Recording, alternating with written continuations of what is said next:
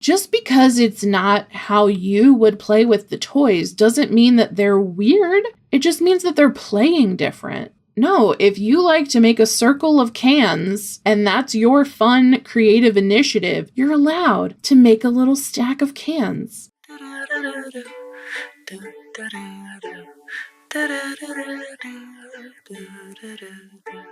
Hey friends, I'm back again, and we're going to talk more about psychology this week because I love it and it gives me a lot of things to talk about. Firstly though, I would love to ask you to please like the video, subscribe to the channel, leave a comment telling me your favorite part of this episode or why you like following me in general. This is going to boost us in the algorithm, help us reach other people, and I'm trying to grow my YouTube this year. So let's make it to 1,000 subscribers. Yay! That's my dream. Okay, so send this episode to somebody you love who needs to talk about guilt. We're talking about guilt today, friends. Second little promotional doodad here at the beginning of the episode is joining the Creatives Rebellion, which is my Patreon community. We hang out a lot in there. January, we did vision boards for 2026, some on Canva, some real with magazines, do what you want. I tried to do one workshop a month, and also there's some bonus podcast content. There's a blooper reel in there from 2025 with a lot of ADHD, to be honest, just me like staring into the corner being like, what was I even talking about 1 second ago? So if you're into that kind of thing, you'll love that. Tiers start at $3. There is merch on some tiers, but I'm going to be honest, I think I'm going to turn off the merch this year because not a lot of people use it, and to have the merch on means Patreon takes 11% as fees. So that's a lot. I feel like that's a lot. So I think I'm going to drop it back down to like their regular 8% plan. But whatever, this is all behind the scenes information that you don't really need to know. But it does kind of factor into what we're talking about today, which is the neurodivergent need to know why. Why do we do that? Caitlin, why are you changing your Patreon? Well, you see, it is because Patreon charges 11%. Also, if you are going to join the Patreon, I recommend that you do it on a desktop computer or through a browser on your phone if you have Apple, because Apple now adds an upcharge to subscriptions purchased through iOS apps. So if you download the Patreon app on your iPhone and then sign up for my Patreon there, Apple's going to add additional fees, and I think that's stupid and bad. So do it online. Do it on a browser. Cool. Okay, and now we're going to dive in. So last week, we started talking about stages of psychosocial development as researched and reported by Erik Erikson, who is a child development psychologist. And this time I want to talk about stage 3. And stage 3 is called initiative versus guilt. So we had autonomy versus shame. This is now like the next level. This is initiative versus guilt. But it does build, like taking initiative is built on knowing that we have the autonomy to take initiative and do something. And guilt and shame are bedfellows. So let's dive in. At this stage, children devise new games, imagine different roles, and learn to plan and execute activities. So let me tell you about how I used to play dolls. When I was a kid, my friends are over and we would play house or whatnot, which is where you're a mom and you have a baby and that's your baby doll. And basically we carried the babies around and fed them and did whatever. And my baby was always sleeping because I found my baby boring because the baby wasn't actually doing anything. And I didn't really want to make up that it was doing stuff. I don't know. I guess I would rather play with something that had a plot. So I liked doing things like pretending we were escaping from an orphanage. It's the trauma. I think I talked about that orphanage thing recently on another episode. Whoops. Or just whatever. It's January. New year, new trauma dump. So I kind of liked playing pretend, but I guess not with dolls. And also somewhere along the line, I got really uncomfortable playing pretend and doing role playing because I can't play D&D. It gives me a rash, a metaphorical rash. I don't like it. It feels weird. And I have no idea why I'm so uncomfortable with it. Well, I do have one theory, but that's for another day. So, At this stage, this is like 3 to 5 years old. And this is when kids are asking why all the time, right? I'm going to pick you up from school and we're going to go to this place. Why? Because we're going to visit grandma. Why? Because grandma's in town and wants to see you. Why? Like kids ask why all the time. And also with autism specifically, needing to understand the context of why we're doing something is really important, which is why I wanted to bring up like just stage 3. And I also want to bring in like some adult and later childhood autistic experiences, because I think a neurodivergent child is probably more likely to get a little fucked up in this area. So assuming we have our basic trust, we know somebody's going to feed me when I cry. That could be difficult for autistic children because of like proprioception. Like we have a hard time, and interoception, hard time noticing like internal cues. We might not know when we're hungry. Now, when you're just like a little infant and you only have like 2 modes, which is like sleep and hungry, a little easier. But I think like as we then grow into older children, I'm not entirely sure when the lack of body awareness starts kicking in. If it's been there the whole time, if it arrives. I have like always been a person who like, if I have to pee, I'm going to try and finish the thing I'm doing before I go pee, even if it's already an emergency. Like I'll be having an emergency and I'm like, but I need to start the water boiling. No, you don't. Go pee. It will take 1 minute and then nobody dies because I wasn't quite efficient at making dinner. You know, it's so weird. It's so weird, like the things that my brain latches onto as important. No, take care of your body's needs, fool. That's me to me. I'm calling me a fool. I'm not calling you a fool. So when we encourage a kid who is showing initiative, who is making up little games, who is being like, oh, well, I do this, I do that. I think at this age I was, my friends and I had little notebooks and we were spies. I think Harriet the Spy was out and I had a spy phase, and we would basically just like observe our street and write notes. You know, we'd be like, Dave went to work. Doesn't matter. It was no stakes. But as a kid, you know, we were like, this is what I'm going to do. I'm going to take the initiative and investigate my street. Pretty low key spy work. If I'm being honest, not a lot of huge breakthroughs. We have never been consulted by the FBI. I'm disappointed. Not really. It's fine. But again, childhood development, when kids are asking you why all the damn time, it can be frustrating. And so there may come a time when you shut your kid down and you're like, I cannot right now. I really can't do it. Go do something else. Don't ask me that. Blah, blah, blah, blah, blah. And okay, here's the thing. You only have to get parenting right like 30% of the time to create a pretty well-adjusted kid. This includes times that you fuck up, but then you apologize and repair with your child. So the bar, honestly, really low. 3 out of 10 times you need to show up and be like a solid, well-attached parent. 70% of the time you can fuck up, but like a lot of us did not even get the 30%.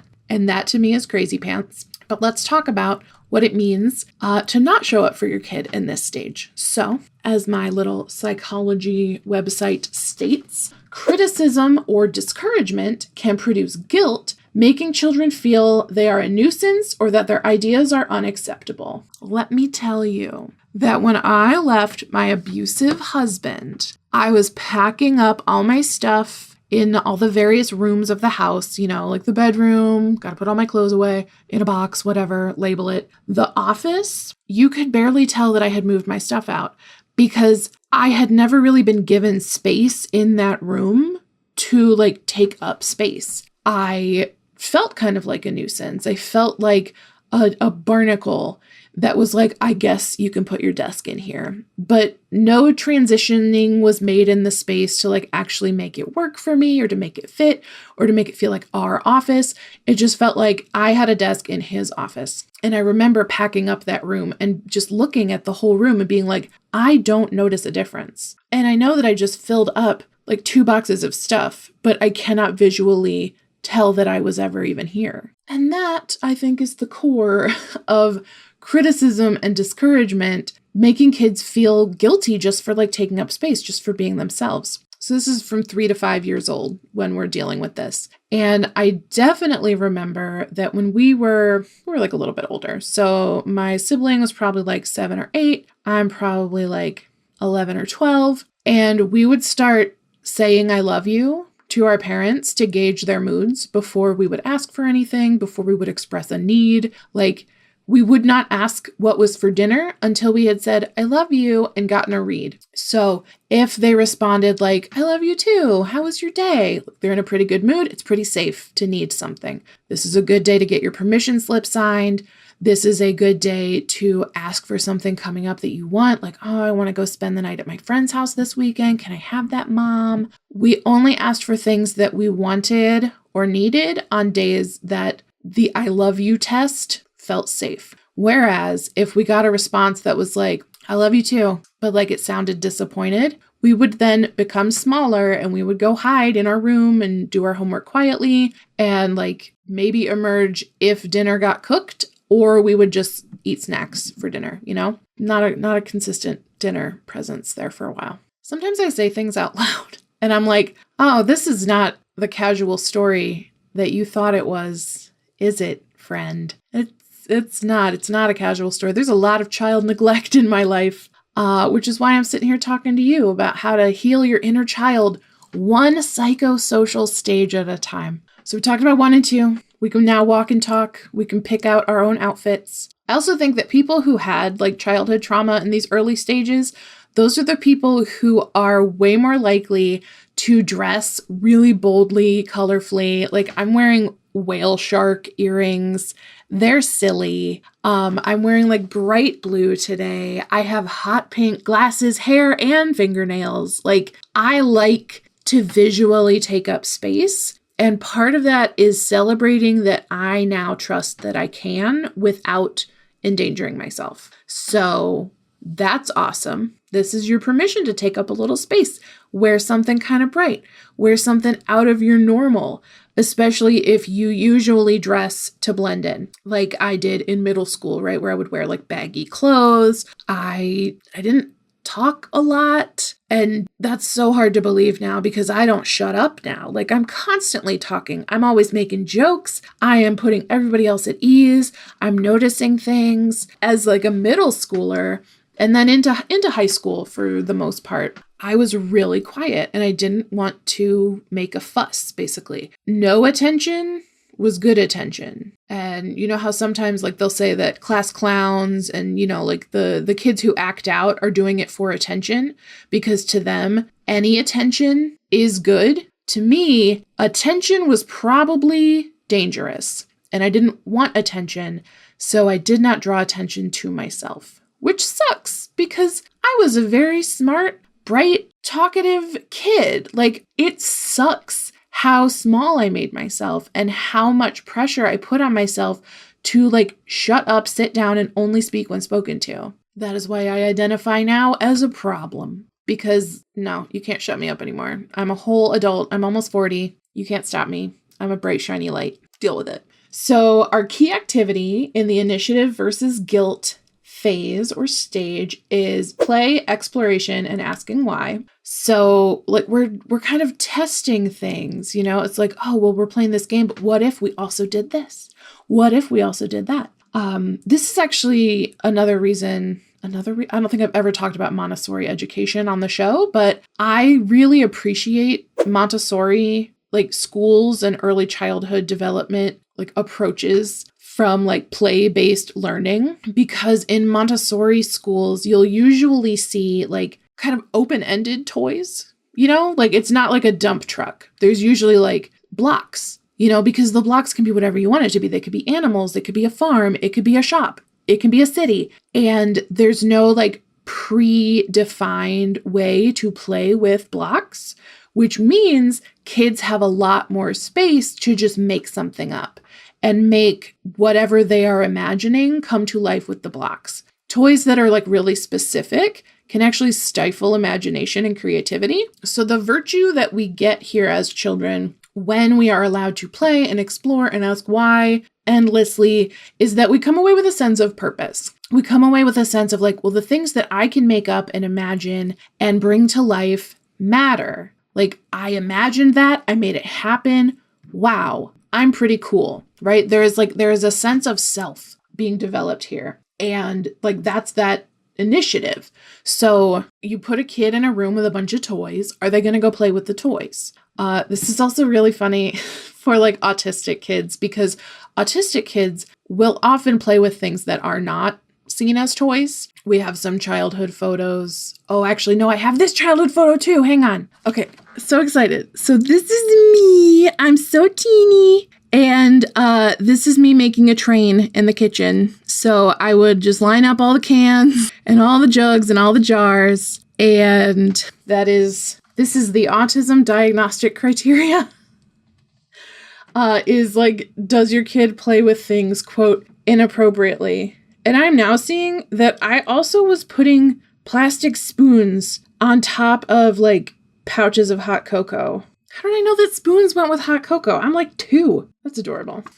Look how cute I am. Look at that cute little baby. Oh my God. The cutest. So part of why all of these psychosocial stages are coming out right now is because upon receiving my childhood school photos, I decided that I wanted to put some of them on my altar and like specifically do work with myself at those ages. So you're coming on that journey with me, I guess.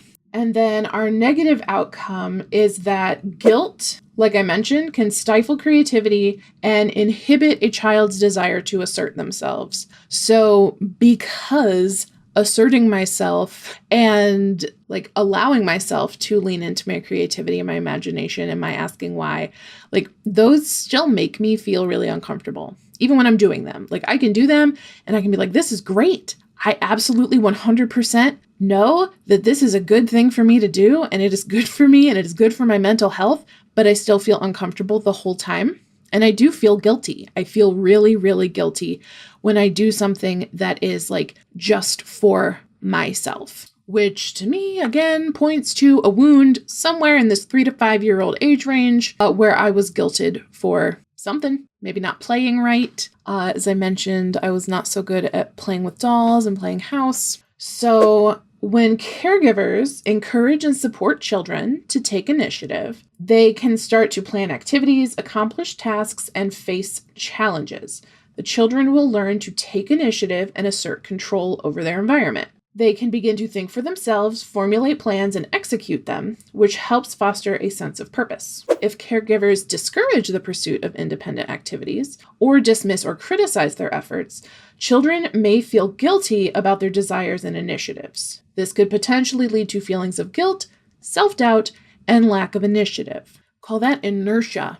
So I would love to bring up the fact that when we have ADHD as children, we are often told like, why can't you just figure it out? Just do this, just try harder. And when we try to do things in a different way that perhaps accommodates our ADHD needs, with or without knowing that we have ADHD, we probably don't. We're 3 to 5, you know? When we try and do things, if it's not the way that like your caregiver expected you to do it, or it's not the way that they did it, they might get upset with you. They might guilt you about the way that you approached it. And so that then leads to like, well, I don't know how to do it right. And then that leads to a fear of even beginning. The initiative versus guilt, I think, is a place where like executive dysfunction comes up, but like specifically the executive dysfunction where there is a fear of doing it wrong. So this is a place where like, well, I could take initiative, but I don't know what I'm doing and I don't want to get it wrong.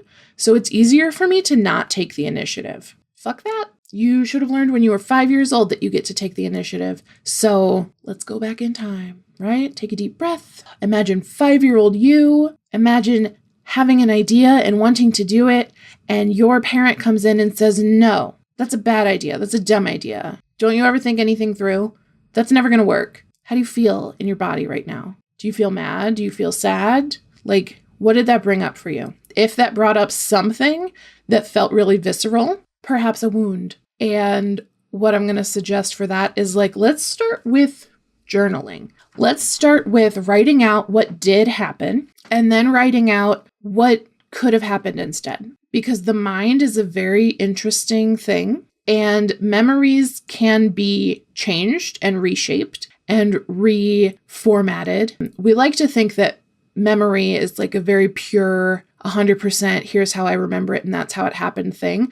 But your memories change every time you access them. Your memories change when you think about the same thing that happened to you. Like if you were to think about it every year on January 15th, you sit down and you think about one memory.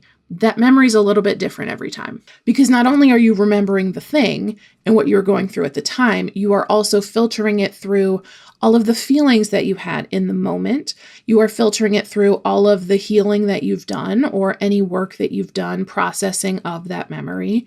You are filtering it through what other people may have told you when you talk about that memory with them. And so every single time you access a memory, it's not like taking a book or a photograph off a shelf. It is like a piece of clay that gets a little bit molded every time you touch it, which means we can actually sort of go into your brain and reorganize that memory in a way that doesn't make it hurt so much anymore. And that is what like hypnotherapy does, integrative change work, which is the type of like hypnosis and unconscious mind coaching that I am trained and certified in. That's what we do with that. And basically we go in and we like establish the story, the norm, and then we pivot to how you want to remember it instead, how you want to feel instead, what you want to think instead. And we can just sort of like go around and practice. Like the image coming to my mind right now is like slamming a door. Like every time your brain wants to go down the path of like the old memory that feels like shit,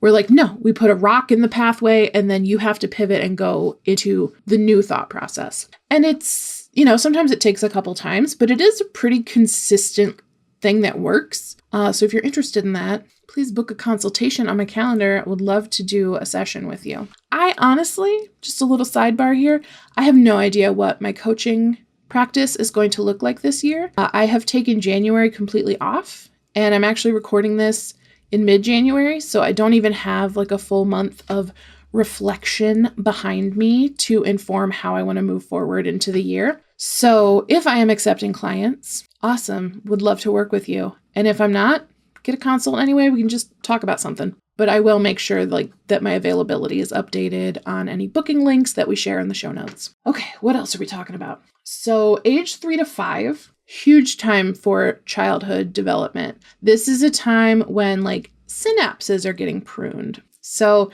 when we are babies, we are learning everything constantly. Like every single thing that happens to a baby gets put into the brain and is like, here's an experience about living. And then when we get to this like 3 to 5-year-old stage, the brain starts, maybe it's a little older, honestly, like we might still be learning some things through like for the first time.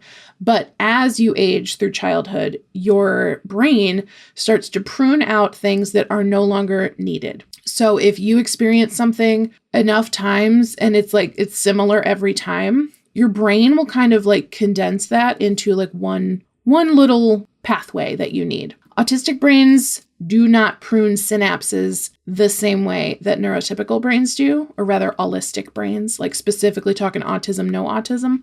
We don't prune the synapses, which is why we can make ridiculous leaps in logic and we'll be like, oh, well, you mentioned this one thing and that reminds me of these 17 other things, because our brains are really like hyper linked and connected, and we can't go empty the recycle bin the way that allistic brains can. So I will also pull up some research on that so that we can show probably an image, some stock photo of a brain with little lines going through it. Looks like a graph. But that is really interesting, and I would love to do an episode on that. So I'm going to jot that down. We're talking about psychology. So what the goal is here when you are raising a preschool age child is that you want them to feel confident in their ability to take initiative. You want a kid who is confident enough to be like, this is what I want to do. You want a kid to be assertive, because the alternative is that your kid is like passive, doesn't feel confident in stating their own needs or wants, and they're not very securely attached, which means they're going to be pushing 40, acting like me with their cute little whale earrings because they didn't get to express themselves as children. Ha ha ha ha. So now I get to inspire the masses by being colorful. So I guess keep messing up your kids because it gives me somebody to talk to. Thanks. Okay. So great things to do here. things to do if you are raising a child in this age range, or things to do for your inner child if you are working on wounds from this stage. Pretending, creating opportunities for pretend, for play, imagination, creativity. For me, this looks like writing. This looks like writing fiction where I get to imagine a world and I get to write characters in it. That is a great outlet of creativity. Honestly, like any creative pursuit, writing music, painting, drawing, anything where you get to choose how to make something from nothing, that is very good at healing this stage of taking initiative. Supporting like curiosity. So when those questions of like, why, or I wonder how that works, follow those, sort of like an unschooling approach where, if your kid is like, well, who's on the nickel? You can be like, let's go look up who's on the nickel. And then you learn about it, you learn the history, and you can learn about slavery if you want. There's a time and a place. Maybe if your kid's 3, you don't go all the way to Thomas Jefferson was an asshole. Maybe we do. I don't know. Is that who's on the nickel? Why can't I remember who's on the nickel? It's Thomas Jefferson, right? Yeah, that's Thomas Jefferson. Good job, me. I remembered a dead president. That guy sucked. Andrew Jackson also sucked. They kind of all sucked. They kind of still all suck. U.S. presidents, not great. Come at me, bro. So they also recommend giving like small leadership roles. Now that's a little harder to do for yourself as an adult, but it could be something that you like scaffold into your self-care. So you're allowed to talk to your inner child however you want, right? So this could be like, hey, inner child, let's pack a lunch for tomorrow. What do you want as a snack in your lunch tomorrow? And then whatever your inner child says, whether it's grapes or cookies or cheese, just pack your inner child a little snack and appreciate that they are the one who got to say that and decide. You're allowed. Talk to yourself. 2026. That's what I'm about. Also, like recognizing the win in progress. Appreciating like any creative pursuit, any imaginative pursuit, not only the things that come out perfect, right? We're not looking for masterpieces here. That's guilt, right? We need to encourage any progress, any imaginative play, any creativity. So that's your homework. If this is your childhood wound, then we're going to work with this inner 3 to 5 year old and be like, holy crap, you really did that. So good. Look at you. Oh my gosh, I'm going to put this on the fridge. Sorry, we're reparenting ourselves. This is what it looks like. Okay, another little mini script. Not effective. This is how you do it. That's our little autistic kid doing this. So many like diagnostic criteria for autism talk about like children playing inappropriately with toys. And like, just because it's not how you would play with the toys doesn't mean that they're weird. It just means that they're playing different. So no, if you like to make a circle of cans and that's your fun, creative initiative, you're allowed to make a little stack of cans. Nobody has the right to be like, you're playing wrong. And then a more effective script is, that's an interesting way to build your blocks. Can you tell me about it? This is something like, if I don't know what to say to a kid, I will often go to like, what's your favorite color? Red? I like red too. I really like red cars. What do you like that's red? Do you like red apples? Do you like strawberries? Do you like Santa?